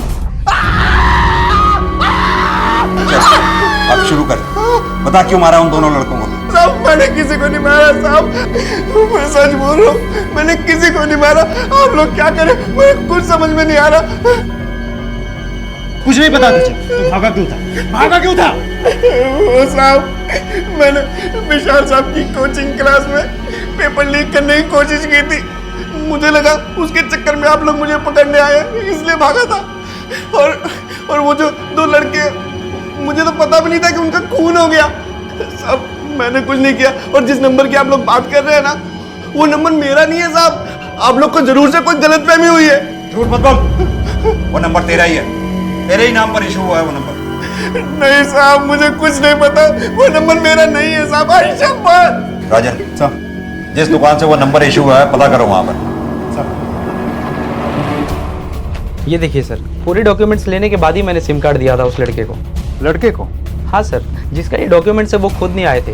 एक लड़का आया था, उसने कहा कि ये मेरे अंकल है, उन्हीं के लिए सिम लेना है। वो दिखने में भी सर शरीफ लग रहा था और उसके पास सारे डॉक्यूमेंट्स भी थे, इसलिए मैंने उसे सिम दे दिया।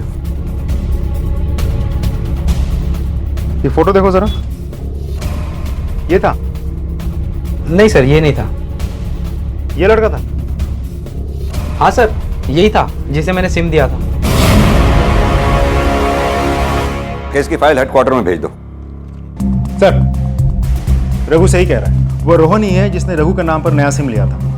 लेकिन सर, उसे रघु के डॉक्यूमेंट्स कैसे मिल गए? एक बात और समझ में नहीं आ रही सर, रोहन उस नंबर से अपने ही नंबर पे क्यों कॉल कर रहा था? ये तो तब हो सकता है जब वो सिम किसी और को दे दे। राजन, पता करो ये शिल्पा के फादर कौन से हॉस्पिटल में एडमिटेड है। सर, जी हाँ, पिछले एक हफ्ते पहले उन्हें यहाँ लाया गया था। बहुत सीरियस कंडीशन में थे वो, बट आफ्टर सर्जरी काफी अच्छा रिकवर कर रहे हैं। उनकी बेटी शिल्पा वो देखने आती है ही नहीं यहाँ? जी रोज आती हैं। बीच में 2 दिन नहीं आ पाई थी, उसके बाद रोज ही आ रही हैं। अब तो उन्होंने अपने पापा को प्राइवेट रूम में भी शिफ्ट कर दिया है। तो पहले किस में थे वो? सर, जनरल वार्ड में। अभी 3 दिन पहले उन्हें प्राइवेट रूम में भी शिफ्ट किया गया है। ठीक है सिस्टर, थैंक यू। राजन, शिल्पा ने अपने फादर को जनरल वार्ड में भर्ती कराया। अच्छा खासा कोचिंग सेंटर है उसका, चाहती तो प्राइवेट वार्ड में भी भर्ती करा सकती है। बिल्कुल सर, लेकिन ऐसा भी तो हो सकता है कि शिल्पा की कोई मजबूरी नहीं हो। लेकिन पैसे के अलावा शिल्पा की और क्या मजबूरी हो सकती है जिसे 3 दिन पहले अचानक दूर कर दिया गया? और सबसे बड़ी बात, शिल्पा अपने फादर की बीमारी में उन्हें सपोर्ट कर रही है, ये बात उसने अपने हस्बैंड से छुपाई हुई है। राजन, जितना देखने में ये केस नॉर्मल लग रहा है उतना नॉर्मल है नहीं। एक काम करते हैं, उस कोचिंग सेंटर पे जाकर उस गार्ड से दोबारा मिलते हैं, हो सकता है हमसे कोई कड़ी मिस हुई हो। चलो सब आराम से याद करके बताओ, घबराओ मत। क्या तुमने उस दिन रोहन और सचिन को झगड़ते हुए देखा था? नहीं सर, पर सर रोहन जितने गुस्से में निकला था और उसके पीछे सचिन उसे मनाने के लिए निकला, तो मुझे तो ऐसे ही लगा कि उन दोनों के बीच कुछ झगड़ा हुआ है। उस वक्त और भी स्टूडेंट्स थे क्लास में? नहीं सर, सब जा चुके थे, लेकिन हाँ, सिर्फ शिल्पा मैडम थी। वो हर रोज क्लास का काम निपटाकर 1-1.5 घंटे देरी से निकलती है। ठीक है राजन, हो सकता है उस दिन रोहन का सचिन के साथ झगड़ा ना होकर के अपनी शिल्पा मैडम के साथ झगड़ा हुआ हो। रोहन गुस्से से बाहर निकला और सचिन उसे मनाते मनाते पीछे गया हो। हो तो सकता है सर, लेकिन रोहन शिल्पा के साथ झगड़ा क्यों करेगा?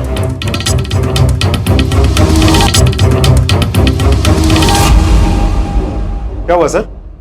राजन, विशाल के घर का सर्च वारंट निकलवाओ। सर, हमें आपके घर की तलाशी लेनी है। सर्च वारंट है हमारे पास। सर्च वारंट कैसा और किस बात की तलाशी लेनी है आपको? हम लोग क्या आपको क्रिमिनल दिखाई देते हैं? सर, आप बहुत बड़ी गलती कर रहे हैं। आप जानते नहीं कि हमारी पहुंच कहां तक है। राजन सर, सरकारी काम में रुकावट डालने के जुर्म में अंदर डालो इसे। चलिए। सर प्लीज सर, मैं अपने छोटे भाई की तरफ से माफी मांगता हूँ sir. You can carry on. पूरे घर की तलाशी लो, कोई भी कोना छूटना नहीं चाहिए।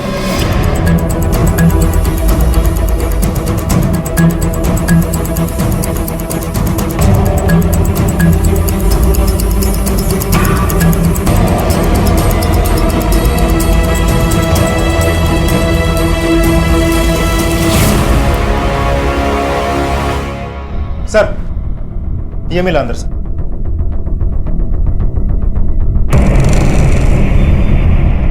ये सूट आप ही का है? जी हाँ। इसका दुपट्टा कहां है? जाहिर सी बात है, ना तो इसका दुपट्टा आपके पास है और ना ही मेरे सवाल का जवाब। लेके चलो इन्हें। सर मेरा छोटा बच्चा है, मैंने कुछ नहीं किया। सर बात तो सुनिए। काफी वक्त बर्बाद कर चुके हैं आप हमारा में शिल्पा। अब सीधी तरह से बताइए कि क्यों मारा आपने रोहन और सचिन को? साहब मैंने उन्हें नहीं मारा। आई स्वेयर उन दोनों की मौत में मेरा कोई हाथ नहीं है। तो आप उस पुराने किले पर सचिन और रोहन के साथ क्या करने गई थी? पिकनिक मनाने? पुराना किला? मैं वहां पर क्यों जाऊंगी? मैं पुराने किले पर गई ही नहीं। झूठ मत बोलिए। हमारे पास इस बात का सबूत है कि आप रोहन और सचिन एक ही दिन एक ही वक्त पर पुराने किले पर मौजूद थे। नहीं सर, आपके मोबाइल की लोकेशन रिपोर्ट, आपका कोई भी झूठ आपको यहाँ से बचा नहीं सकता मिस शिल्पा। बेहतर यही होगा कि सच क्या है आप हमें बता दें।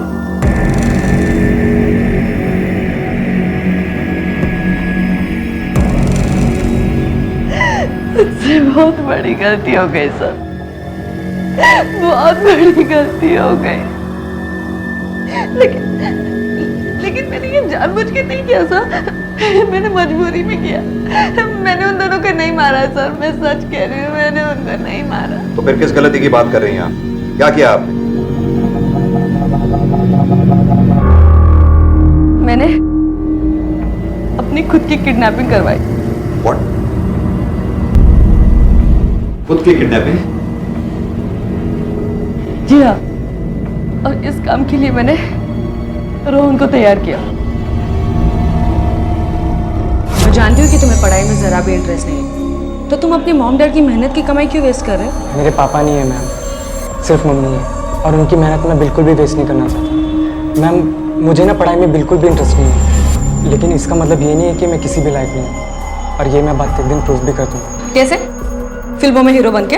मैम उसमें तो मुझे कोई भी नहीं हरा सकता, ये तो मैं चैलेंज भी कर सकता हूँ। ठीक है, मेरी पहचान का एक कास्टिंग डायरेक्टर है जो बड़ी बड़ी फिल्मों में कास्टिंग करता है। अगर तुम चाहो तो मैं तुम्हें उससे मिलवा सकती हूँ। मैम सच में आप? लेकिन तुम्हें मुझे ये प्रूव करना होगा तुम वाकई में अच्छे एक्टर हो। मैम अगर आप चाहो तो मैं अभी के भी आपका ऑडिशन देके दिखा सकता हूँ। नहीं, ऑडिशन नहीं चाहिए, एक असाइनमेंट है। असाइनमेंट? अगर तुम सक्सेसफुल हुए तो मैं मान लूंगी कि तुम एक अच्छे एक्टर हो और मैं तुम्हें स्टार बना दूंगी। मैम आप जो भी कहोगे ना मैं वो करने को तैयार हूँ। मैं जानती थी कि रोहन एक्टिंग के पीछे पागल है, उसके इसी पागलपन का फायदा उठाया मैंने और उसे प्लान में शामिल कर लिया। लेकिन बाद में रोहन ने सचिन को भी प्लान में शामिल कर लिया। प्रॉमिस किया था मुझे, बकायदा मैंने पूछे कंफर्म भी किया था। वापिस मुड़ने का सवाल ही पैदा नहीं। That's the spirit Rohan. Life में सक्सेस उन्हीं को मिलती है जो अपना प्लान अधूरा नहीं छोड़ते। सॉरी मुझे आने में देरी हो गई। No problem ma'am. Shimla? Yes ma'am.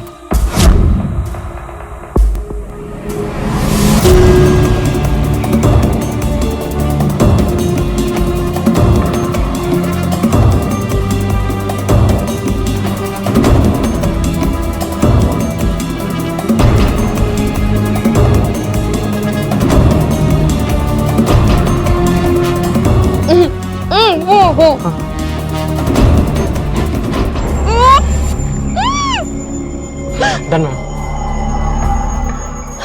Rohan अब ये फोटो मेरे पति को भेजो। उन्होंने पिक कर लिया। अभी मेरे पति को फोन लगा, मुझे अभी तुम्हारी एक्टिंग स्किल्स देखनी है, ठीक है? ऐसा लगना चाहिए कि तुम एक असली किडनैपर हो और तुमने मेरा किडनैप किया है। और हाँ, तुम्हें 10 लाख रुपए की डिमांड करनी है, ठीक है? फोन करो। फोटो देख के तो तू समझ ही गया होगा कि तेरी बीवी का किडनैप हो गया। अब सुन, अगर तू चाहता है कि तेरी बीवी तुझे सही सलामत मिल जाए तो तुझे क्या करना है? मैं कौन बोल रहा हूँ? शाहरुख खान बोल रहा हूँ। क्या फर्क पड़ता है? अबे सुन, जितना बोला जा रहा है उतना कर। अगर तू अपनी बीवी को जिंदा देखना चाहता है तो 10 लाख रुपए लेके कल पुराने किले के वहां पे आ जा। और सुन, ज्यादा होशियारी की ना तो तेरी बीवी को मार दूंगा, समझा? लेकिन ये सब आपने किया क्यों? अचानक इतनी बड़ी रकम की क्या जरूरत आ पड़ी थी आपको? और अगर पैसों की इतनी जरूरत भी थी तो अपने पति से सीधे मांग सकती थी आप। अगर उन्होंने पैसे दिए होते तो ये सब करने की जरूरत ही नहीं पड़ती थी ना सर। कोचिंग सेंटर के पास से जो भी इनकम आती थी वो अपने पास ही रख लेते थे। मुझे अपनी छोटी से छोटी जरूरत के लिए भी उनके सामने हाथ फैलाना पड़ता है। मैंने उन्हें बताया अपने डैड की सर्जरी के बारे में। विशाल, विशाल, ये मेरे डैड की जिंदगी और मौत का सवाल है। तुम ऐसे कैसे पैसे देने से मना कर सकते हो? तुम कैसे भूल सकते हो कि जब तुम्हारी नौकरी छूटी थी तब मेरे पापा ने अपनी सारी सेविंग्स हमें दी थी हमारा कोचिंग क्लास शुरू करने के लिए। विशाल, उन्होंने वो सारी सेविंग्स अपने बुढ़ापे के लिए रखी थी। एंड मोस्ट इम्पोर्टेंटली तुमसे कई ज्यादा मेहनत मैंने की है इस कोचिंग सेंटर को सक्सेसफुल बनाने के लिए, जिसका ना तुमने मुझे कभी क्रेडिट दिया है ना प्रॉफिट। मैंने इसके बारे में तुमसे कभी कुछ नहीं कहा, लेकिन बस बहुत हो गया विशाल। अब मुझे मेरा हिस्सा चाहिए। मैं अपने पापा को ऐसे मरते हुए नहीं देख सकती। व्हाट हिस्सा? क्या हिस्सा? सबसे बकबक कर रही आ रही है। इस घर को चलाने में, ये अपर क्लास लाइफस्टाइल मेंटेन करने में कुछ खर्च होता है। कुछ आइडिया है तुम्हें? जो कुछ बच रहा है उसको तुम चाहती हो तुम्हारे बाप पर खर्च कर दूं? तुम्हारा बाप आएगा? विशाल, I said no. अपनी सोसाइटी में लड़के शादी के बाद अपना हर रिश्ता जैसे चाहे वैसे निभा सकते हैं, लेकिन लड़कियों को अपने पेरेंट्स के लिए अपना फर्ज निभाना भी है ना, तो वो भी नहीं करने दिया जाता। लेकिन मैं इसके लिए तैयार नहीं थी सर, इसलिए विशाल से पैसे निकलवाने के लिए मैंने ये सब प्लान बनवाया और मैं अपने प्लान में कामयाबी हुई।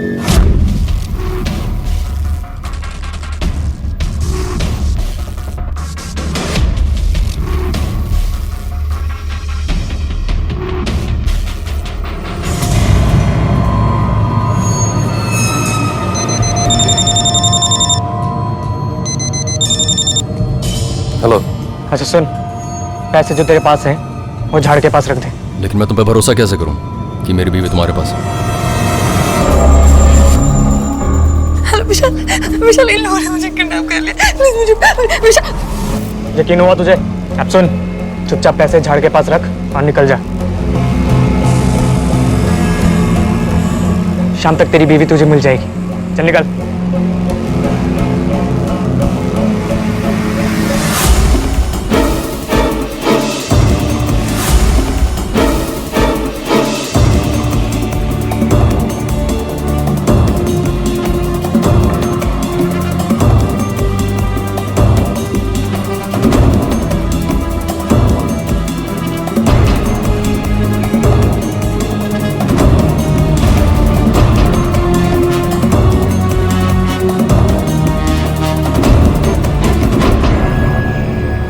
मेरा प्लान कामयाब हो चुका था सर।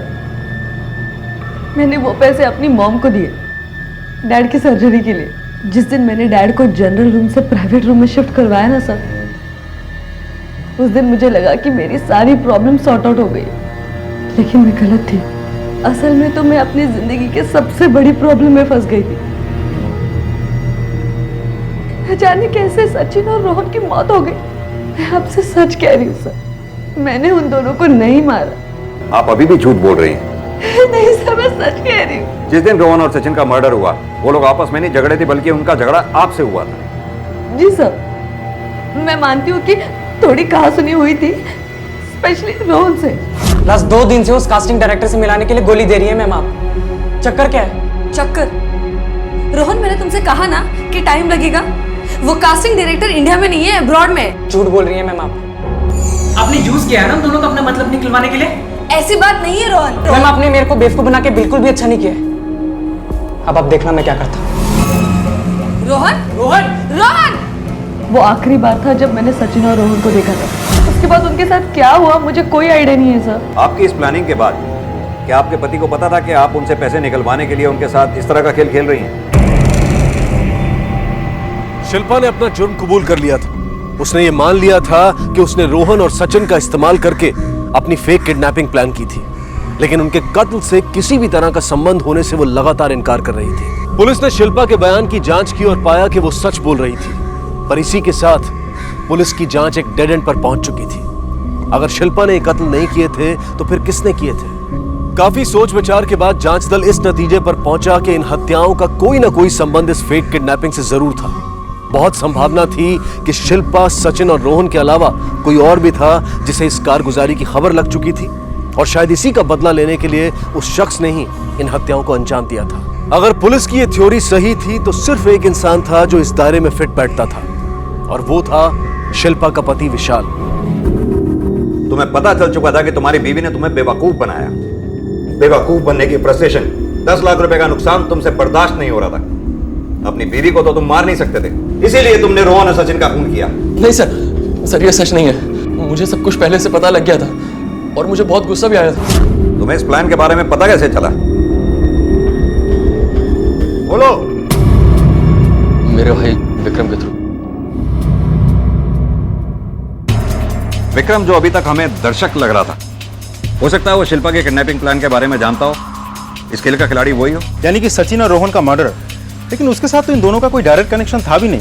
वो क्यों मारेगा इन दोनों को? राजन, मैंने अभी सिर्फ एक पॉसिबिलिटी की बात की। हो सकता है ऐसा ना भी हो, लेकिन हमें श्योर होना होगा। ये साइबर सेल को विक्रम का मोबाइल नंबर देकर मर्डर वाले दिन के उसके फोन की लास्ट लोकेशन पता करो। और हाँ, ये शिल्पा के कोचिंग एकेडमी जाकर खुद उसके सीसीटीवी फुटेज चेक करो। सर, इस विक्रम को इंटरोगेट करने के लिए कॉल करूं क्या? नहीं, क्योंकि अगर वो मुजरिम है तो वो फरार हो जाएगा। उसे मैं खुद लेकर आता हूं। बस पॉज करना। जूम करो।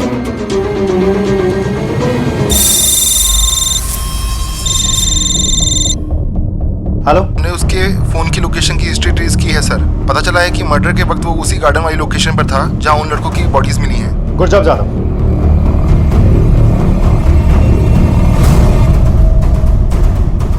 सर आप यहाँ और मेरे भैया भाभी? थाने चलो, सब पता चल जाएगा। लेकिन किस लिए?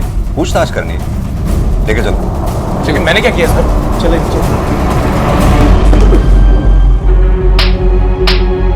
सर मुझे क्यों मार रहे? सर मुझे क्यों मार रहे? मैंने क्या किया सर? हमें सिर्फ तेरे से 2 सवालों के जवाब चाहिए। पहला सवाल, शिल्पा की फेक किडनैपिंग के प्लान के बारे में तुझे कैसे पता चला? बता दो सर, बता दो। सर उस दिन मुझे पता चला कि मेरे भैया ने बैंक से 10 लाख रुपए निकाले। सर मैं उनसे पूछना चाहता था लेकिन पूछ नहीं पाया क्योंकि भैया का मूड बहुत खराब था। सर उसके बाद मैंने भैया को वही पैसे बैग में ले जाते हुए देखा। फिर मैंने भैया का पीछा किया और उनका पीछा करते करते मैं पुराने किले तक पहुंच गया।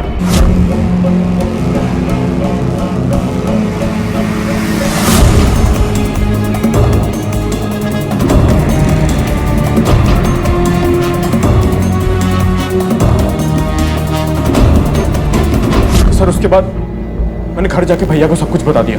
दूसरा और सबसे अहम सवाल, तूने सचिन और रोहन को क्यों मारा? सर ये क्या कह रहे हैं आप? सर मैंने किसी को नहीं मारा सर। गलत जवाब। जिस दिन रोहन और सचिन का मर्डर हुआ तू कहां पर था? सर मैं घर पे था सर। पूरा दिन? हाँ सर, मैं घर से बाहर निकला ही नहीं। एक भी सवाल का सही जवाब नहीं। सच झूठ? सर मैं सच बोल रहा हूँ सर।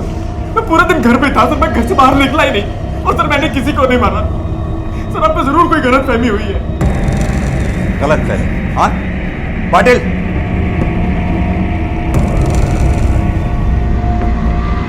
ये देख।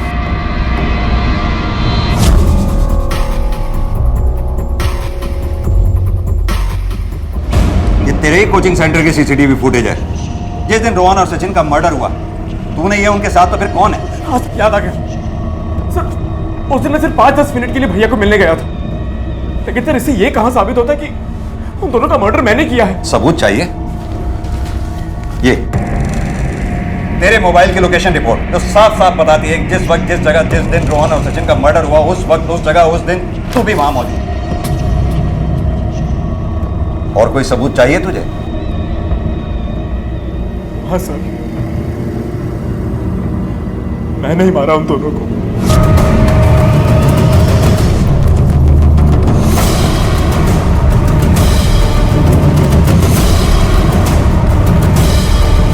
उसके बाद उनके फोन स्विच ऑफ करके उनकी लाश को ठिकाने लगा दिया। ताकि किसी को उनके बारे में पता न चले। लेकिन अगर तूने उन दोनों को मारना ही था तो उसी दिन क्यों नहीं मारा जिस दिन तूने उन दोनों को किले पर देखा था? 3 दिन तक इंतजार क्यों किया? सर मैं उन्हें किडनैपिंग वाली बात पे मारना ही नहीं चाहता था। तो फिर किस बात के लिए मारा उनको? उस दिन कोचिंग सेंटर में मैंने उन दोनों को भाभी को धमकी देते हुए सुना। उनके वहां से निकलने पर मैंने उनका पीछा किया और उनको कट्टे पर बात करते हुए सुना। समझती क्या है शिल्पा अपने आप? उसने मुझे बेवकूफ बनाया ना। अब देख मैं कैसे उसकी बैंड बजाता हूँ। बड़ी कोचिंग सेंटर की ओनर बनी फिरती है ना वो। देख कैसे मैं उसकी और उसके कोचिंग सेंटर को बैंड बजा। और यार वापस तू जाने दे यार। तू वापस मैटर को क्यों बढ़ा रहा है यार? मैटर तो बढ़ गया सचिन। देख मैं कैसे उसके पति को जाके बताता हूँ उसने हमको बेवकूफ बना के उससे 10 लाख रुपए निकलवाए। मैं सोशल मीडिया पे जाके सब कुछ पोस्ट कर दूंगा। प्रेस को बताऊंगा, सारी वीडियो बनाऊंगा, सब पेश करूंगा। अब देख अगर मैंने कोचिंग सेंटर में ताले ना लगा दिए ना तो मेरा नाम भी रोहन है। सर मैं उन्हें मारने के मकसद से उनके पीछे नहीं गया था। सोचा था कि उन्हें समझाकर मामला सेटल कर दूंगा, लेकिन जब उन दोनों की बातें सुनी तो मुझे गुस्सा आ गया। एक तो भाभी के साथ मिलकर उन दोनों ने इतना बड़ा धोखा किया, ऊपर से माफी मांगने की बजाय हमारे कोचिंग सेंटर को बदनाम करने की कोशिश कर रहे थे। उस कोचिंग सेंटर को सर जिससे हमारा घर चलता है, जो हमारे लिए सब कुछ है। मैंने उन्हें मारना शुरू किया। राजन सर, इसकी चार्जशीट फाइल करो और इस केस की फाइल को क्लोज करो। Yes sir. और इस तरह पुलिस की तहकीकात अपने अंजाम तक पहुंची। रोहन और सचिन को इंसाफ मिला और विक्रम को उसके किए की सजा। उसे दोहरे कत्ल के इल्जाम में गिरफ्तार किया गया और मुकदमा अभी अदालत में चल रहा है। पर क्या इस पूरे मामले में दोष अकेले विक्रम का था? शायद नहीं, बल्कि इस मामले में हर वो इंसान दोषी था जो किसी भी तरह से इससे जुड़ा था। शिल्पा ने जो किया उसे कतई सही नहीं ठहराया जा सकता, लेकिन अगर विशाल ने अपना फर्ज और शिल्पा की भावनाओं का मान रखते हुए उसके पिता के इलाज के लिए पैसे दे दिए होते तो शायद शिल्पा को अपनी किडनैपिंग की झूठी साजिश रचने की जरूरत ही नहीं पड़ती। अगर रोहन ने लालच में आकर शिल्पा का और सचिन ने दोस्ती की वजह से रोहन का साथ देने का फैसला ना किया होता तो वो इस मामले में फंसते ही नहीं। और सबसे अंत में अगर विक्रम ने अपनी भावनाओं पर काबू रखते हुए रोहन और सचिन को समझाकर इस पूरे मामले को हल करने का प्रयास किया होता तो ना तो उन्हें अपनी जान से हाथ धोना पड़ता और ना ही खुद विक्रम की अपनी जिंदगी बर्बाद होती। याद रखें, हमारे जीवन की किसी भी बड़ी से बड़ी समस्या का हल भी जुर्म से नहीं निकाला जा सकता। Crime never page. इसी विचार के साथ मैं अनूप सोनी आपसे विदा लेता हूं। फिर मुलाकात होगी अगले एपिसोड में एक और चौंका देने वाले केस के साथ। तब तक अपना और अपने परिवार का ख्याल रखें और देखते रहें क्राइम पेट्रोल डायल 100। सबक एक को सीख हम सबको। जय हिंद। इस तरह के और भी एपिसोड देखने के लिए हमारे चैनल को सब्सक्राइब करें और बेल आइकन दबाना ना भूलें।